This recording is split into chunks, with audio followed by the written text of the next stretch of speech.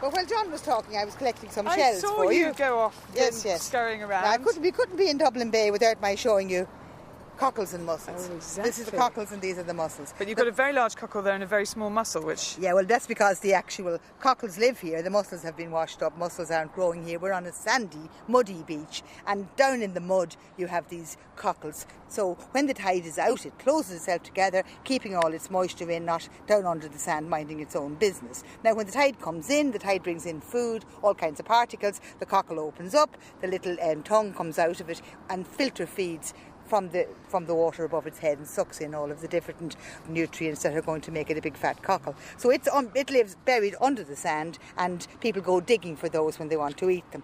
The mussels, on the other hand, are tied by threads to the rocks. Now, the bit where we are here, there are no rocks, and as a result, these are washed up. So we have the famous Dublin song, Molly Malone, and the chorus says, what was Molly Malone? She was a fishmonger, and that was no wonder, for so were her father and mother before. They both wheeled their barrows through streets broad and narrow, crying cockles and mussels, alive, alive, oh. So that was it. But poor old Molly died of a fever, and the fever she died of, in the sad verse at the end, was typhoid.